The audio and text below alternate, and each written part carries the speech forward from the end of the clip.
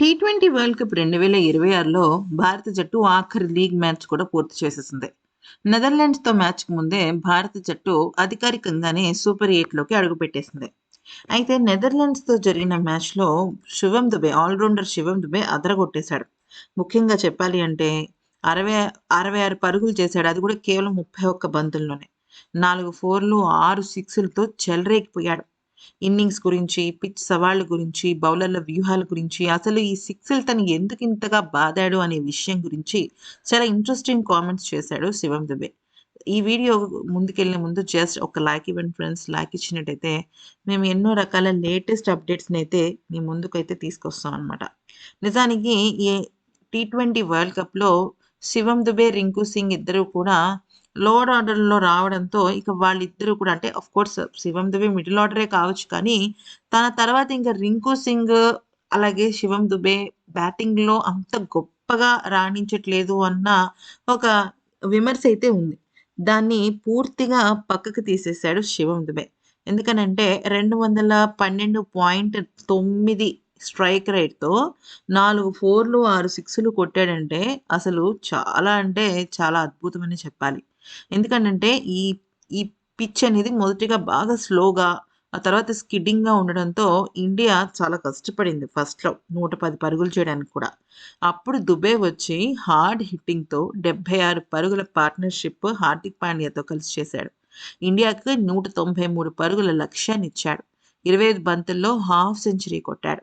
So, ఈ క్రమంలో మనకు అర్థమైన విషయం ఏంటి అంటే తను ప్లేయర్ ఆఫ్ ది మ్యాచ్ అయ్యాడు. బౌలింగ్‌లో 3 ఓవర్‌లేసిన తను 2 కీలకమైన వికెట్లు తీశాడు. అది కూడా డేంజరస్ బ్యాటర్ అయిన బాస్టీ లీడీని ఔట్ చేశాడు. అప్పటికి 33 పరుగులతో మంచి జోరు మీద కనపడ్డాడు. అంటే ఇది ఒక రకంగా చెప్పాలి అంటే చేస్‌ని కంట్రోల్ చేస్తున్నట్టే కదా! అయితే ఇక player of the match award వచ్చిన తర్వాత తను చాలా అంటే చాలా ఎమోషనల్ అయ్యాడు. ముఖ్యంగా తను కొన్ని విషయాలనైతే పంచుకున్నాడు. అదేంటో చూద్దాం. నేనీరోజు బరిలోకి దిగే ముందు బౌండరీలు కొట్టాలని మానసికంగా చాలా ఫిక్స్ అయ్యాను. దానికోసం చాలా ప్రయత్నించాను. సిక్సర్లు కొట్టడానికి కూడా చాలా ప్రయత్నించాను. అంటే బౌండరీస్, సిక్సెస్ కలిపి ఒక ఓవర్‌ని మంచి ప్రొడక్టివ్‌గా చేయాలనుకున్నాను. కానీ సిక్సర్లు కొట్టడం నాకిష్టమైనప్పటికీ కూడా పరిస్థితి డిమాండ్ చేస్తే, బౌలర్ బాగుంటే బౌండరీలు కొట్టడానికి కూడా నేను సిద్ధపడాలి.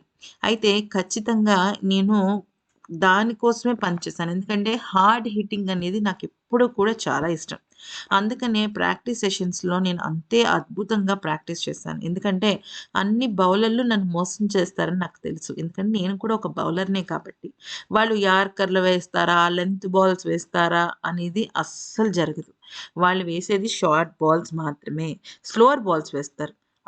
ఆ స్లోవర్ బాల్స్‌కే నేను సిద్ధపడ్డాను. ఆ బాల్స్ కోసమే ఎదురు చూసా. అందుకనే నాకు పని ఈజీ అయింది. అయితే నేను ప్రాక్టీస్ సెషన్స్‌లో భారీగా 6లు, 4లు కొడుతున్న సమయంలో మా హెడ్ కోచ్ గౌతమ్ గంభీర్ మా దగ్గరికొచ్చి, "నువ్వు ప్రాక్టీస్‌లో కాదు మ్యాచ్‌లో కూడా బౌండరీలు, 6లు బాదాలి.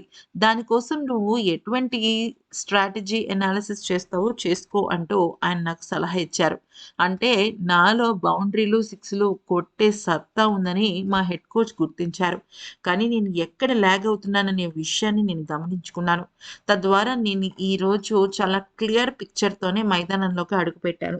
ఇంతకు మించి నాకు కావాల్సింది ఇంకోటుండదు. ఈరోజు man of the match award రావడం నాకు చాలా స్పెషల్‌గా అనిపిస్తుంది. ఎందుకంటే మొన్న ఢిల్లీలో జరిగిన మ్యాచ్‌లోనే నాకు వస్తుందనుకున్నాను. కానీ రాలేదు.